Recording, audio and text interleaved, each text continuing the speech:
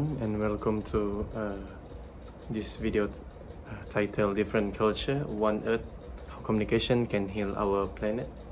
So, our world today is facing one of its greatest challenge, global warming. Rising temperature, melting ice caps, and also extreme weather events are no longer prediction for the future. They are happening right now. So, beyond the science and technology behind climate change lies another crucial element, and it is communication. The ability to understand one another, to share ideas across cultures, and to cooperate globally determines how well humanity can respond to this crisis. So, climate change is a global issue that requires global cooperation, and cooperation needs communication. In this video you're watching right now, will explore how intercultural communication or communication between people of different cultural backgrounds play a vital role in addressing global warming. So before we head on to our videos, firstly we must understand what global warming actually is. Well, global warming is the long-term increase in Earth average surface temperature primarily caused by human activities that releasing greenhouse gases like carbon dioxide and methane that trap heat. The causes also included such as burning fossil fuels, deforestation, and industrial process, while its effects include rising sea levels, extreme weather events, melting ice like the iceberg, and also disruption of the ecosystems. What does intercultural communication actually means? Let's watch a video to understand it more deeply. I will pass it to Sophia, my friend. You know, in this super connected world we all live in, there's this one skill that can pretty much make or break anything. A relationship, a business deal, you name it. And that skill is intercultural communication. So today, let's break down what it actually is and why it's so important. It's such a frustrating feeling, isn't it? You say one thing, and you're sure you're being perfectly clear, but the person you're talking to hears something totally different. And in that awkward moment of disconnect, you're just left thinking, wait, what just happened? Well, a lot of the time, the problem isn't the words you used, it's the invisible cultural stuff happening all around them. So to stop our messages from getting lost in translation, we first have to really get what's going on. We need to understand the fundamentals that are shaping our words and what they mean to other people. Okay, so at its core, the definition is pretty straightforward, right? It's all about exchanging meaning. But the really important part, the part where things get tricky and interesting, is that last little bit, different cultural backgrounds. Because that's where all the magic and all the misunderstandings tend to happen. I like to think of culture as this kind of invisible software running in the background of our minds. It shapes everything, our assumptions, what we value, even our body language. So for example, in some cultures, saying a direct no is just seen as clear and efficient. But in others, that's really rude. So instead, people might say, I'll see what I can do, or, that might be a bit difficult. It's the exact same situation, but with totally different software running. And that leads to completely different interpretations. So if culture is the software, how do we get better at, using it? Well, the good news is there's a practical toolkit of skills we can all learn that helps us build way stronger connections. And this is a great way to think about it, like a 3-step bridge to understanding. It all starts with step 1, openness. That's just being willing to hit pause on your own judgments and accept that, hey, your way of seeing things isn't the only way. Then you move on to step 2, respect. And this isn't just about putting up with differences. It's about actually valuing them. And the last and most important step is empathy, where you make a real effort to see the world through their cultural lens, to try and get what they're feeling from their side of the bridge. And the difference this makes, it's night and day. Without these skills, we just end up building walls. We create misunderstandings. We create division. But when we actually use openness, respect, and empathy, we don't just avoid problems, we actively build bridges. We create real, solid connections. So building those one-on-one bridges is huge. But when we start using these same skills on a much bigger scale, you really start to see why this is one of the most important things we need to connect our global world.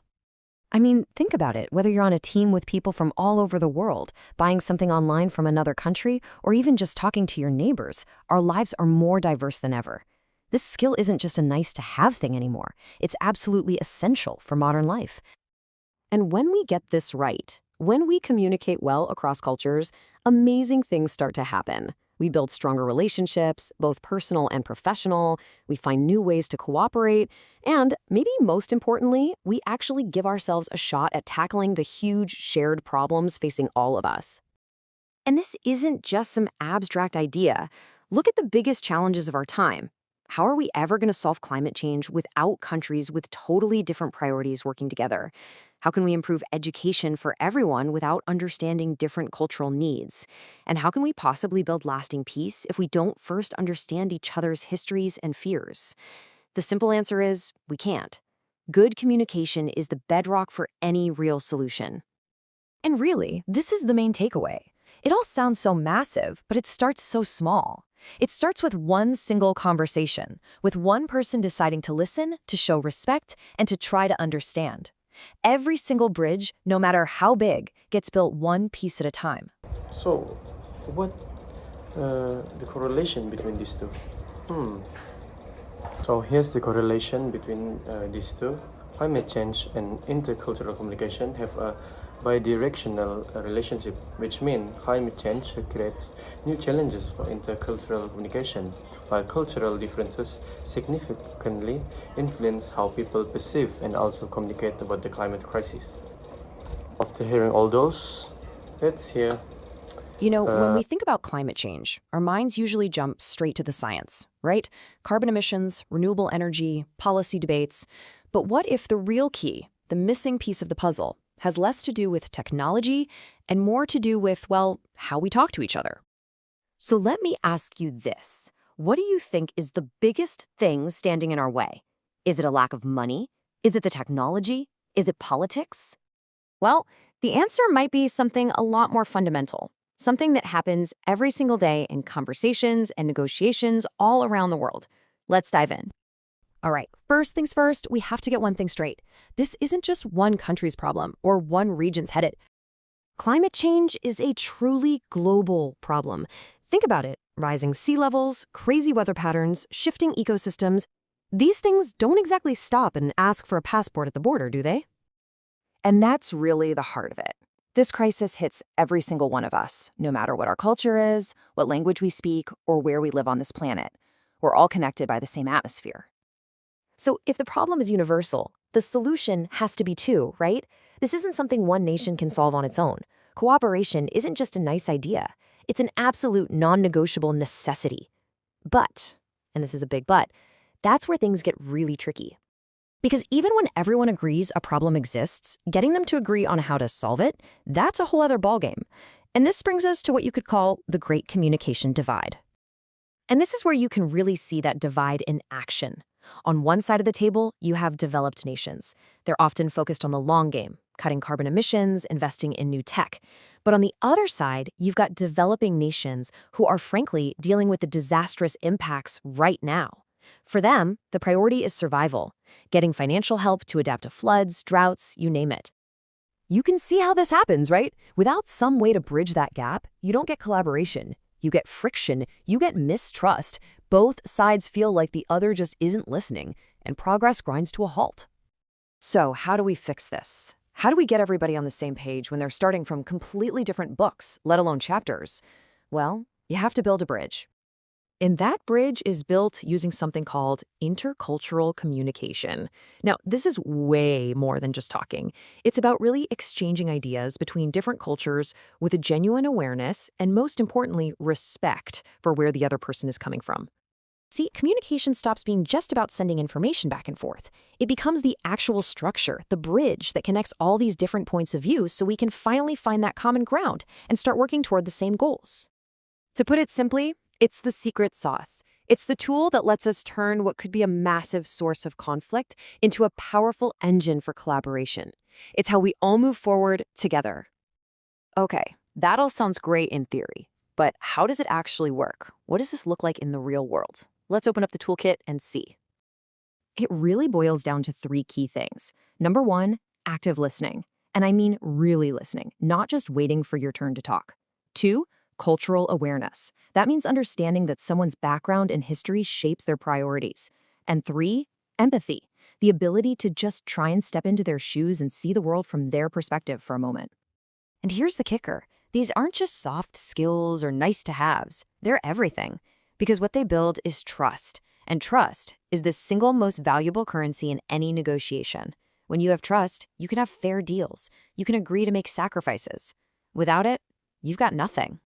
So let's zoom out. What does all of this mean for the huge, overwhelming fight against climate change? It means that all the brilliant technology, all the well-intentioned policies in the world, they're just not going to be enough on their own. We have the science, we have the tools. The piece we've been missing is the human piece, how we actually relate to each other. Because at the end of the day, if you want to solve a problem that affects every single person on the planet, you have to be able to have a truly global conversation, one that's built on respect, on empathy, and on a real desire to understand. Just now, we just heard about the correlation between these two. So, if there's a correlation or a relation between this, it must have a barrier, of course, right? So, what are the barrier between these two? Let's hear my friend explanation about it. Have you ever been in a room where everyone wants the same thing, but for some reason, you just can't seem to get on the same page? Well, it happens all the time, especially when people from different cultures try to solve huge global problems together. So let's dive in and explore the invisible walls that can get in the way of real cooperation. So, that brings us to our big question. Why do good intentions so often get completely lost in translation? For this, we're going to use the high-stakes world of international climate change talks as our main example. I mean, if we can't communicate effectively there, the consequences really do affect every single one of us. All right, first up, and maybe the most obvious barrier, is the language we use. And it's not just about speaking different languages, It's about the actual words and concepts themselves getting lost, creating this huge gap in understanding. And here's what's so important to get. The problem isn't always about people disagreeing. A lot of the time, it's a fundamental lack of a shared understanding. When experts throw around all this technical jargon, these super complex terms become roadblocks, especially when they don't translate well or are used with people who aren't in that field. This is a perfect example. I mean, take a phrase like carbon offset. In one culture, that might mean planting trees, simple as that. But in another, it could refer to a really complex financial system. The same thing happens with net zero or mitigation strategy. When the core definitions don't line up, progress just stops. Not because of different goals, but because it feels like everyone is reading from a totally different script. But this language gap, it's often just a symptom of something way deeper. So the next barrier we're going to talk about isn't about the words we use. It's about our core values, those fundamental beliefs that totally shape our priorities and what we think is important. This quote from our source material absolutely nails it. Our cultural values are like a lens that we see the entire world through. They decide what we think is logical, what's fair, what's just. So yeah, something that seems perfectly reasonable to one person can feel completely and totally unfair to someone else. And this is where you get a clash of perfectly valid priorities. For some countries, the most urgent thing is economic growth, lifting their people out of poverty. For others, preserving the environment and their traditional way of life is the absolute #1 thing.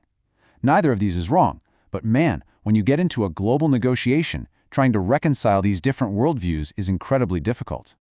Now, if those value clashes weren't complicated enough, there's another structural problem that shapes pretty much every international conversation: the imbalance of power. It really forces us to ask whose voice is actually being heard and whose is being silenced. Just think about it for a second. The people who are living on the absolute front lines of climate change, like those in low-lying island nations, they have the most at stake, right? And yet their voices are so often just drowned out by the larger, wealthier countries who tend to dominate these global conversations. This chart, well, it paints a pretty stark picture of that reality. When 90% of the conversation is controlled by one group, and the group that's most impacted only gets 10%, can we really even call that a dialogue? This imbalance doesn't just feel unfair, it actively gets in the way of finding solutions that work for everyone. And hey, if all of that wasn't enough to deal with, there's another barrier that pretty much poisons the well before discussions can even start, and that's misinformation. It creates this deficit of trust that can feel almost impossible to come back from. I mean, we've all seen it. False stories and stereotypes spreading like wildfire online. They build these walls of suspicion and hostility, and that makes it incredibly hard for leaders and negotiators to find any common ground. You see, real collaboration needs trust, and misinformation is basically designed to destroy it. Okay, so we've identified the barriers. I know it can sound a little bleak, but the story does not end there. Let's shift gears now and focus on the solution, a clear, actionable path for actually bridging this cultural chasm. So the path forward really rests on 3 core principles. First, genuine respect, and not just tolerance, but actually valuing different points of view. Second, cultivating empathy, trying to move beyond our own perspective to genuinely understand why someone else sees things the way they do. And those 2 things create the foundation of trust you need for the third step, truly open and honest communication. Because at the end of the day, this isn't just about avoiding conflict. It's about turning these massive challenges into powerful opportunities. When we actually listen and learn from each other, we don't just solve problems, we build a much stronger, more cooperative global community. So, after And hearing that all those that I just said just now, let's watch a video to understand deeply by how it connected and how it can help. Hey there. So we all know climate change is this huge, daunting challenge, right? But what if the biggest roadblock isn't what we think it is? What if it's not about inventing some new tech or writing the perfect policy, but it's actually about something much more human, how we talk to each other? It's a really strange paradox when you think about it. I mean, we all share one planet, one atmosphere, but when it's time to actually agree on a solution, it feels like we're all shouting in different languages. So what is going on here? What's the real disconnect? All right, let's get into it. The perspective we're exploring today suggests that the problem isn't just a lack of political willpower or a shortage of smart scientists. Nope, it's something even more basic, something at the very root of it all, a global communication gap. I mean, just think about it for a second. So much of our failure to work together boils down to this. We don't know how to talk, and maybe more importantly, how to listen to each other, especially when we come from totally different backgrounds. We all get locked into our own little bubbles, and we just can't see the whole picture. And this is where things get really interesting. What if the master key to unlocking real, global action isn't some brand new gadget, but a totally new way of connecting with one another? The central idea here is that this missing piece, this essential tool, is actually intercultural communication. Okay, so how do we actually do that? Well, this whole idea can be broken down into 5 core strategies. We're going to walk through each one, and we'll start with the foundation, building awareness and making sure everyone has a seat at the table. All right, first up, educate and include. You can think of this as the groundwork for everything that follows. And it all kicks off with a simple but really powerful truth. And this point is absolutely crucial. Look, we can all agree the climate is changing. That's the shared problem. But it is not a shared experience. The way it affects your life versus someone else's can be completely different depending on where you are on the map. So real education has to start with trying to see the problem through another person's eyes. And this really drives that point home. For an African farmer, climate change might look like a devastating drought that could wipe out their entire livelihood. But for a Pacific Islander, it's the rising sea literally threatening to swallow their home. We're not talking about abstract data points here. These are deeply personal, life-altering realities. And that's the key, right? Once we really start to understand these wildly different experiences, the issue stops being their problem over there, and it becomes our problem right here. That shift, that's when we move from just feeling bad for someone to feeling a sense of shared responsibility. And that is the first giant leap towards actually wanting to solve it together. Which brings us perfectly to the next strategy, making dialogue inclusive. You know, it's not enough to just be aware of these other perspectives. We have to actively bring those voices into the conversation. So when you think about big international meetings, this means doing the practical stuff, like having good translators, using cultural mediators, all to make sure the conversation isn't just run by a handful of powerful countries. It's about making sure everyone, and I mean everyone, is genuinely heard. Okay, so we're listening now. Great. But what's next? Well, the next piece of the puzzle is to connect and collaborate, to turn all that talk into real, meaningful action. And in today's world, this part sounds like it should be easy, right? We've got all these incredible tools at our fingertips. Social media, instant messaging, you name it. We can connect with people on the other side of the planet in a split second. The potential for a truly global conversation has never been bigger. But, and this is a big but, just because we're connected doesn't mean we understand each other. Shared understanding? Well, that takes time. So how do we use all this technology in a smart way? The trick is to create messages that actually land with people. That means, for one, ditching the complicated scientific jargon and using simple, clear language. It also means tailoring the message to fit different cultures. And maybe most important of all, telling relatable, human stories that connect with people's hearts, not just their heads. And all of this leads to the next big step, building trust. Look, this isn't about getting a few quick wins and calling it a day. Real, lasting collaboration. It's more like building a bridge. It takes time, it takes effort, and it's all about forging long-term partnerships that are built on a foundation of mutual respect, not just checking off boxes on a short-term project. Okay, that brings us to our final strategy. And honestly, this might be the most powerful one of all. Because this one goes beyond just tools and tactics. It's about a fundamental shift in how we think. Because at the end of the day, you can have all the best technology and the most brilliant policies in the world, but none of it will work if we don't change how we see each other. And that's where two things become absolutely critical: empathy and this idea called cultural humility. So let's talk about this idea, cultural humility, because it's so important. It doesn't mean you have to be an expert on every culture out there. In fact, it's kind of the opposite. It's about making a real commitment to listen, to be willing to adapt, and to always be learning from others, all while recognizing that, hey, no single culture has it all figured out. And when you adopt that mindset, the result is huge. It means we stop trying to force our solutions onto other people. Instead, we shift to a whole new model, co-creation. We start working together as true equals to build solutions that actually work for and respect everyone involved.